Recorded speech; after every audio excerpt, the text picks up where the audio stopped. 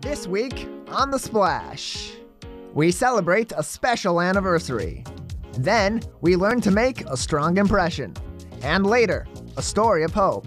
The Splash is the production of Civic Center TV. We're a news magazine that covers everything from local news to feature stories, all so that we can bring you the latest from the greater West Bloomfield area. And now, let's dive into The Splash. Welcome to The Splash. I'm Brooke Allen. Thank you for being with us. For what is now a decade, Henry Ford West Bloomfield Hospital has evolved from a small medical facility into one of the most revered hospitals in Oakland County. Recently, the hospital celebrated its milestone year in the heart of Main Street at the facility, and we had reporter Charles Maurer on the story. The community and its employees gathered to celebrate its 10th anniversary. Henry Ford Hospital here on Maple Road has been a staple of the West Bloomfield community. Let's hear what more of the employees had to say.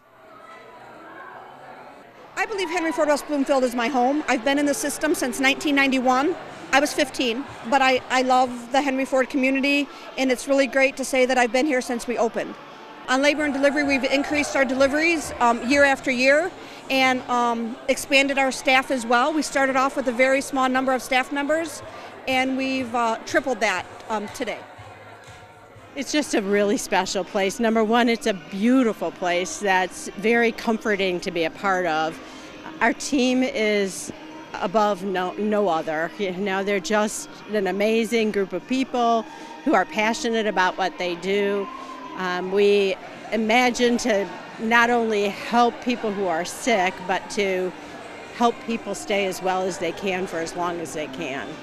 Definitely the people. It's been everyone coming together to make this the place that it is. It's not any one person that's accomplished anything. It's all of us together and the feeling of family that's accomplishing what we have. Not only has the hospital made many accomplishments, it also provides a lot of services for the community.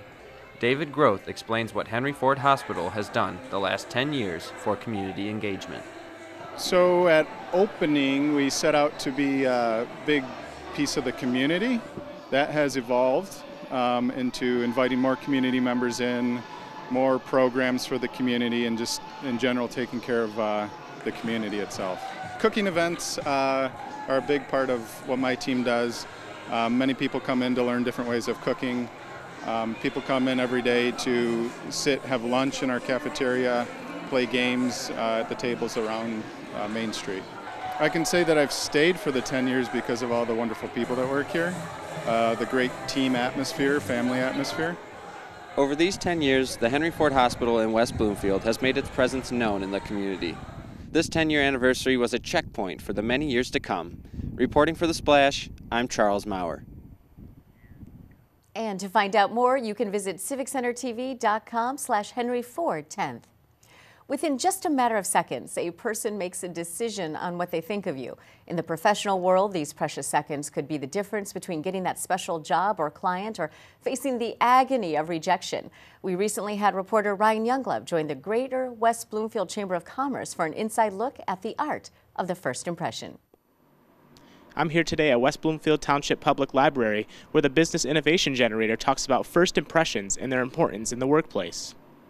It's huge. It's huge. It absolutely can make or break what's going to happen next. So it is the opportunity to state who you are without ever speaking a word, and it can open doors for you or close doors for you. Right now, with all the disconnect on dress codes, people don't really know what is expected of them.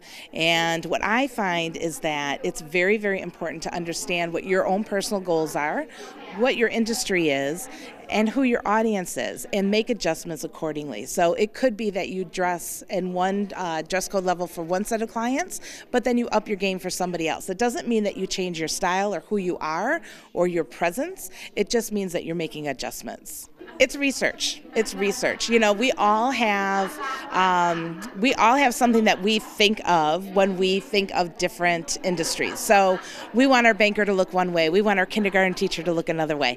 And you need to research, because it doesn't just end at the actual industries, but it also is dependent on who you're seeing, what level person you're seeing within that industry, and what the brand of the company is, because it may be that they are an IT company, but the way that they focus and the way that they present themselves is very different from an IT company down the street. And you just need to be aware of that. And again, it's very important that you're true to who you are, but you take into consideration your clientele and your audience. Think of these 3 words: fit, flatter, and function.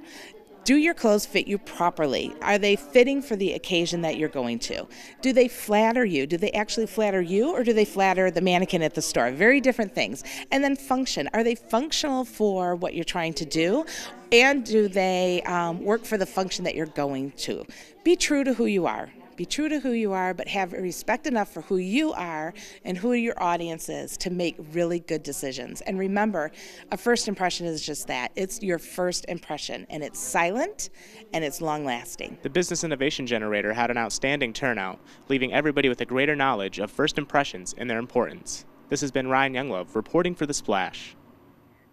For more information, feel free to stop by our website at civiccentertv.com/bigimpression. Coming up, we witness a story of hope and strength, and then a new episode of Sidewalk Talk. Don't go away. You're watching The Splash on Civic Center TV.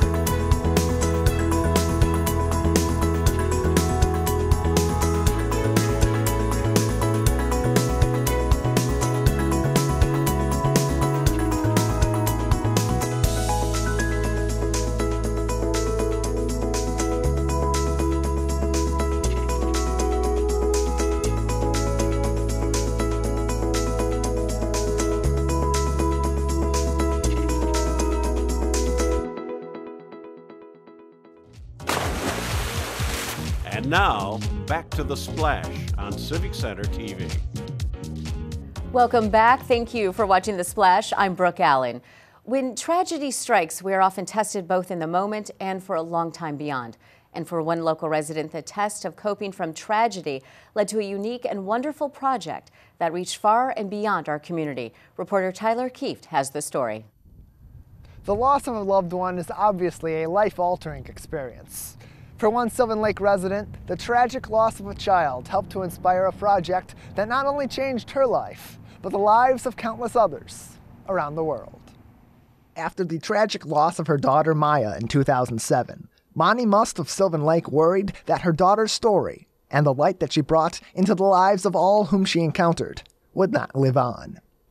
Months later, Monty was approached with the opportunity to meet survivors of one of history's greatest tragedies, the Holocaust, and embark on a special project, one that would soon take her on quite an amazing journey. So here I am, just totally devastated that how am I going to remember my daughter? The way that she smelled, the way that she talked, the way, just little things about her. And just about this time in 2007, this time of year, somebody had approached me, maybe it was in March, and they said, you know, would you like to come to the Jewish Community Center and photograph Holocaust survivors, you know, people, kids sitting on their laps, you know, kind of like Santa. And I said, no, that's not anything that I could do. And I went to bed that night, and all of a sudden it was like, I woke up and I thought, I can't do that. But I would love to work with Holocaust survivors because they have had these devastating experiences. And if they could go on living, then perhaps they can teach me and show me how I can go on living. From that moment of epiphany, Mani embarked on a journey to tell the stories of Holocaust survivors through photographs in Living Witnesses. Living Witnesses is a portrait book, a series of portrait books, and they are a way to memorialize and legitimize and tell people's stories so that people remember not only things that happened in the Holocaust, but it is a way for people who didn't know anything about the Holocaust to learn the stories that actually happened, and for these stories to continue on so that people don't forget. The book was a massive success, both showing and telling these stories of perseverance and strength. Soon after, Mani took Living Witnesses on the road and made a version of her book on survivors in Chicago. I started getting requests from different cities, and everybody would, in different cities around the United States, and they would say, you know, will you come to our city? Our city has the most Holocaust survivors that there are. Anyway, so we settled on Chicago. And so we were going to go to Chicago and photograph Holocaust survivors that lived in Chicago. And I came back and I said, you know what? We're going to do a book of the United States. All these different cities are calling us, and we're going to do cities all around the United States. Living Witnesses did not end after Mani traveled the U.S., and instead took her all over the world, where Mani continued to utilize her incredible skill behind the camera to portray the lives of real people, real tragedy, and real living witnesses. Beyond the photographs is a lesson, one that Mani did not learn in the wake of her terrible loss, but across the journey of life and through the story of others, including a personal touch of wisdom from one particular survivor who understood what Mani felt and the journey beyond loss. And as I was leaving, she turned to me, she said, Mani, by the way, she said, I want you to know something. And here, she's lost a daughter. She's a Holocaust survivor. You will find joy again. And I left, and I thought, there's no way. But she was right. I think you have to take whatever talent you have and help people, however it is.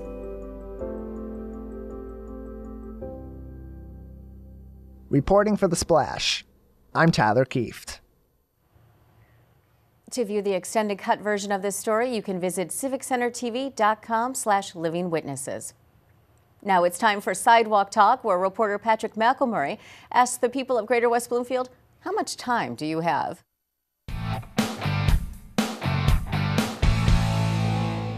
If I give myself 20 minutes, 30 minutes, or even a full day to get ready for something, I'm always perpetually late. How timely are you?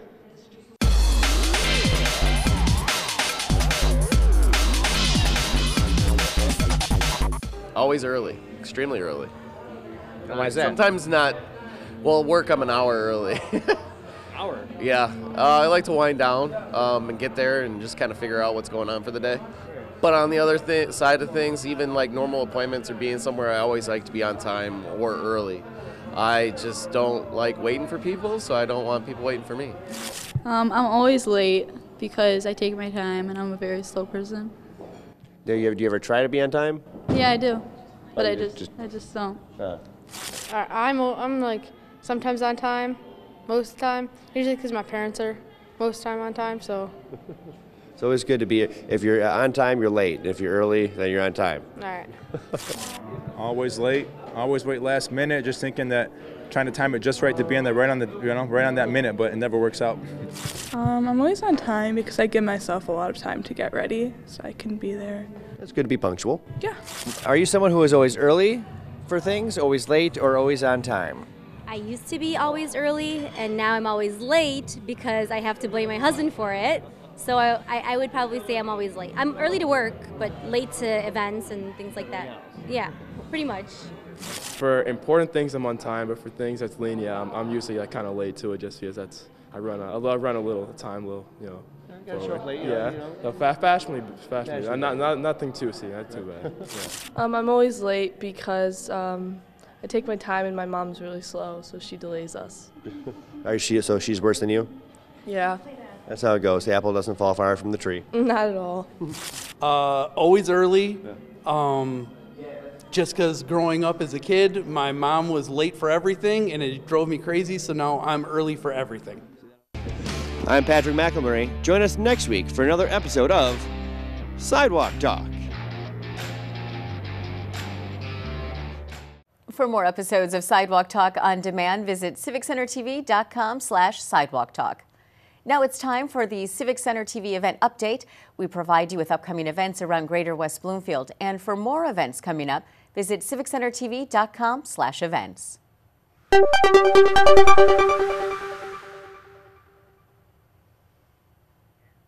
Sit to Stay Fit exercise class Wednesdays from 11 a.m. to 12 noon at Spirit of Grace Church in West Bloomfield. Help your mind, body, and spirit and improve your strength and balance in this fun exercise class for people of all ages. It costs $4 to attend each class, and you can learn more by calling 248-682-0770 or by visiting spiritdrivenchurch.org. Matter of fact, April 4th at 10 and 11 a.m. at the West Bloomfield Township Public Library. This workshop will introduce children to the structure of atoms and molecules. Students will learn and observe the difference between physical and chemical changes through a hands-on approach. For more information, you can visit wblib.org. Mommy and Me hike April 4th at 10:30 a.m. in the Recreation Activity Center. You and your child are invited to join a West Bloomfield Parks naturalist on a nature discovery and exercise walk.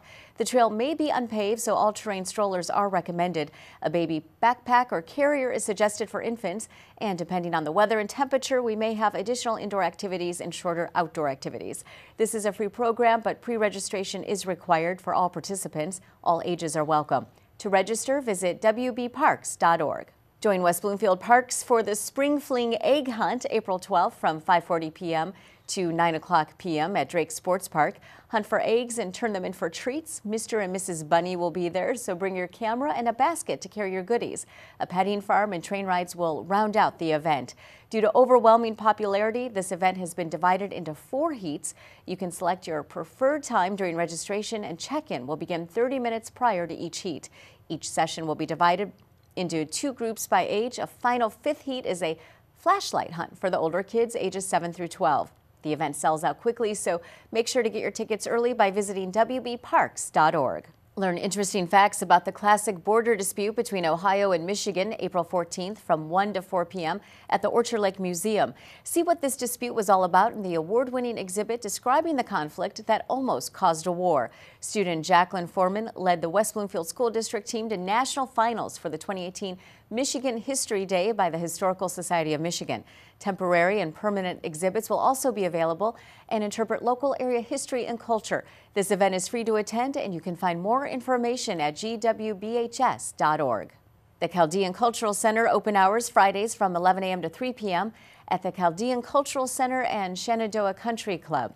Learn about the history, traditions, and culture of the Chaldean people. $5 for a self-guided tour and $10 for a guided tour. Schedule a tour and find more info at chaldeanculturalcenter.org. And that's this week's highlights. You can find out more events online at civiccentertv.com/events and see everything going on in the greater West Bloomfield area. And we're going to take a short break. When we come back, we'll be speaking with West Bloomfield Park Stretch and Tone instructors Mary Suciu and Thea Saylor. Don't go away. You're watching The Splash on Civic Center TV.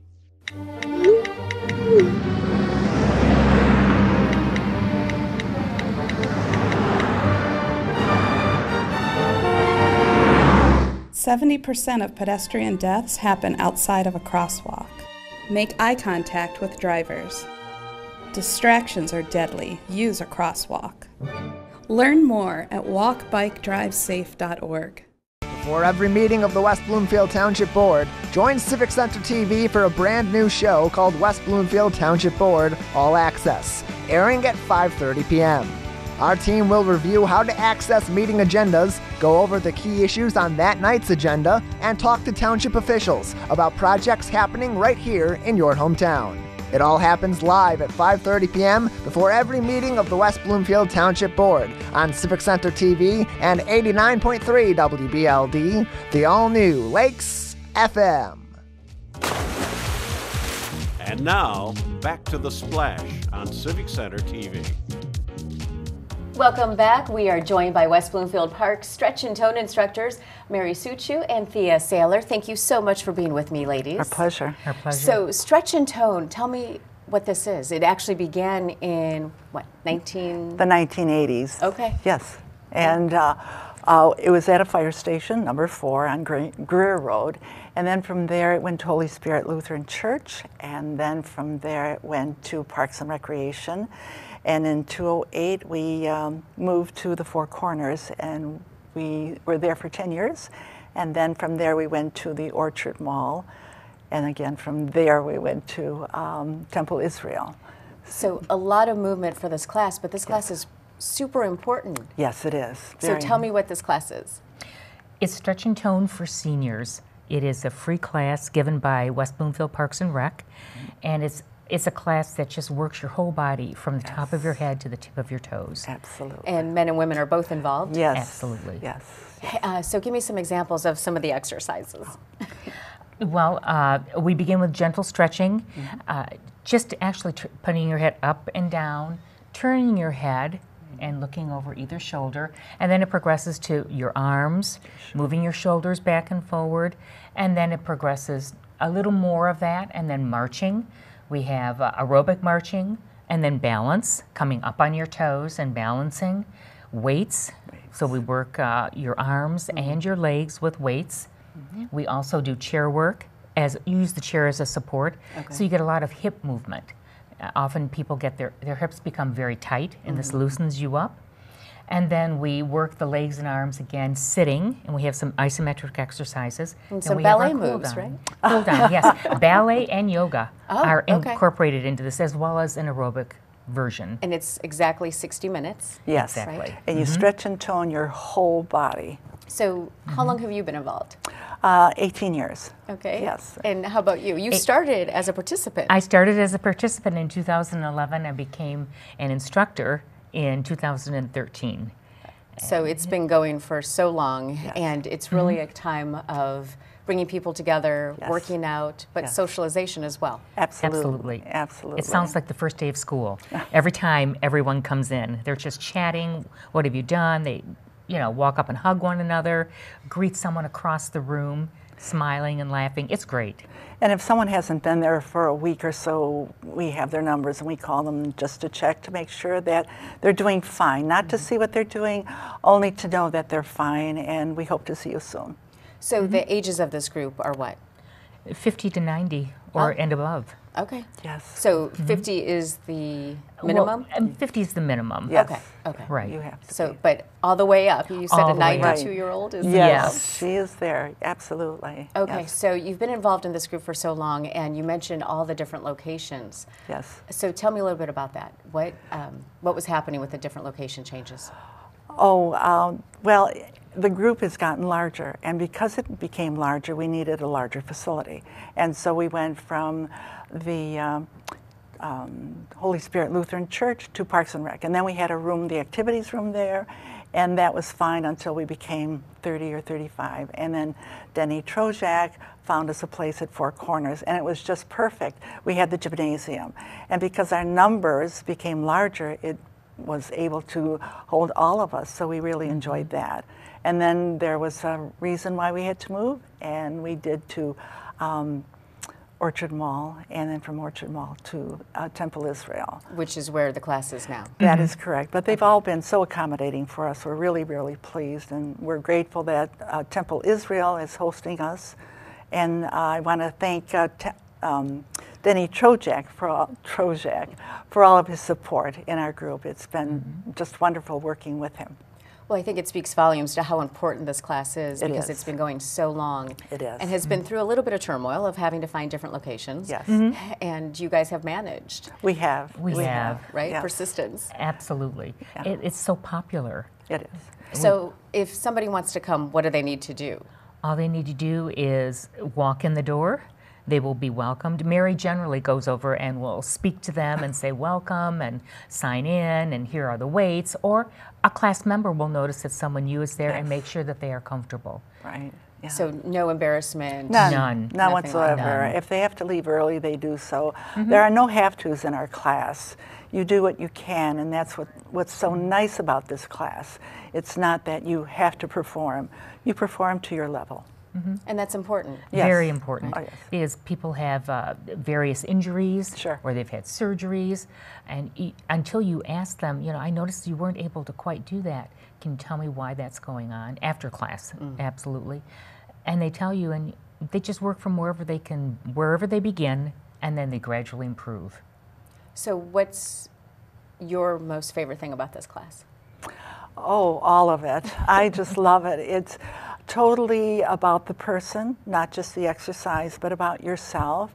And then the socialization is wonderful, but it's the exercise. And because I've been doing it so long, it just is second nature to me. Mm-hmm. And I think I'm in a good physical condition because of it. And my husband is finding that also. But it's just a very good program. It is a truly stretch and tone. And for you, what's your favorite part? I love teaching it. Everyone is so happy. They come in and they're happy to be there. They do the best they can, and then when they leave, they say, "Oh, thank you so much. I feel so good." Yes. There's nothing like it. They are wonderful. And if you miss one of your exercises, or you only do 2 instead of 3, they will remind you. So actually, we're a figurehead up there because they all know the program. They know the program. And speaking of the program, there's a CD available or yes, a DVD? There is at Parks and Rec, and it's $10, and it's a very good CD. So is it audio or visual? Visual, both. Oh, it's audio both. and Okay. visual. Both. Okay, both. so that right, is right. That is for purchase, and yes. people can find that there. Yes. $10. But there's a limited number, so make sure you get over there. Get it now. Yes, that's right. Supplies last. Yes, exactly. Maybe exactly. 2 for $19.99. Well, ladies, thank you so much. It has You're been welcome. a pleasure to meet both of you. My pleasure. And you know, for inspiring and also staying motivated through all these years. Well, I hope this video brings more people. Yeah. Me too. Because we can always use them. We can always use more class participants. Yes, all right. absolutely. Well, thank you. And it's free. It's free. It's free, yes. Okay. All right. Thank you so much. You're it was welcome. a pleasure. You're welcome. And we've been joined by West Bloomfield Park Stretch and Tone instructors Mary Suciu and Thea Saylor. And now it's time for a new episode of A Minute with Nature, where West Bloomfield Park's naturalist Lauren Azuri explores the wonders of our native plant life. Hello and welcome to Minute with Nature. I'm your host, Lauren Azuri, the park naturalist for West Bloomfield Parks. And today we're here inside our nature room talking about native plants and why you might want to plant some native plants in your garden as well. Well, what is a native plant? A native plant is a plant that has evolved here in our area, and it's adapted to the climate and soil here. A native plant has grown in Michigan, or their native area, for hundreds of thousands of years, so have developed ecological relationships with the animals in our area as well. Why would you want to plant native plants in your yard? Well, there's lots of reasons, but one is convenience. Native plants grow better in Michigan. They don't require fertilizer or pesticides, as well as less watering. Since they're from here and they're used to the conditions here, you don't need to add as much water or fertilizer to the soil that they're growing in your garden, so they're lower maintenance. 90% of all leaf-eating insects can only eat native plants, which means that it's super important for us to provide food sources for them. If we plant non-natives tropical plants, they have no ecological value and animals will not use them at all. Monarchs is the best example of this that many people already are familiar with. Monarchs love milkweed, and their milkweed is the only plant that a monarch caterpillar will eat, and is also the only plant that monarch adults will lay their eggs on. Butterflies are beautiful to view, but butterflies are also pollinators. So pollinators obviously help our world and bring us a lot of the food that we eat. I bet you're wondering maybe now where you can buy native plants from. We don't really recommend that you go to a commercial greenhouse for them. A lot of commercial greenhouses have hybrids of native plants, or they're the same species of a plant that might grow here, but they didn't come from Michigan originally. So you really would ideally love a native plant that was grown in Michigan and the seeds started in Michigan. So look for a local native grower. Here at West Bloomfield Parks, we partner with a native grower and offer a native plant sale in May. So you can visit us there for a great source of buying native plants as well. You can also go to the Audubon website, and they have a great map where you can list your zip code and get native plant ideas for our area. Here in Michigan, some great, beautiful flowers that you'll enjoy in your garden, and so will all those pollinators like butterflies, are asters, coneflowers, milkweed, and black-eyed Susans. So I hope you plant some natives, attract some wildlife for you to view, but also help your environment. And that's your Minute with Nature. For more episodes of A Minute with Nature, visit civiccentertv.com/MWN. And now it's time for our final segment, Person of the Week, people in the community inspiring and providing toward others. And this week's recipient is Rabbi Daniel Schwartz of Temple Shir Shalom in West Bloomfield. For well over a decade, the glowing smile of Rabbi Daniel Schwartz has graced the greater West Bloomfield community. Beginning as an intern, Rabbi Schwartz's relationship with West Bloomfield's Temple Shir Shalom has blossomed into a beloved leadership role in the temple and a reputation of respect, compassion, and dedication in the community. In his time at Temple Shir Shalom, Rabbi Schwartz has played a key role in integration and development of local youth and teens as community-driven leaders, passing on his immense insight, compassion, and unwavering support. As detailed by his counterparts at the temple, Rabbi Schwartz's virtues of giving, social action, and volunteerism provide our community with an exceptional role model and a positive role model for our youth, teens, and adults alike, which is why he is our Person of the Week. And if you know someone who's making a positive difference, let us know. Send an email to thesplash@civiccentertv.com. We want to congratulate and acknowledge those making a difference in our community, and we appreciate all your suggestions. That's all for this week's show. You can watch new episodes Mondays at 5:30 p.m. at Civic Center TV on Comcast 15, AT&T 99, and online in HD at civiccentertv.com. Follow us on Facebook, Twitter, and YouTube at Civic Center TV. And for more Metro Detroit news, you can listen to me and Greg Bowman weekdays from 2 to 7 p.m. on WWJ Newsradio 950. So for all our friends in Sylvan Lake, Orchard Lake, Kego Harbor, and West Bloomfield, I'm Brooke Allen. Thank you for watching The Splash.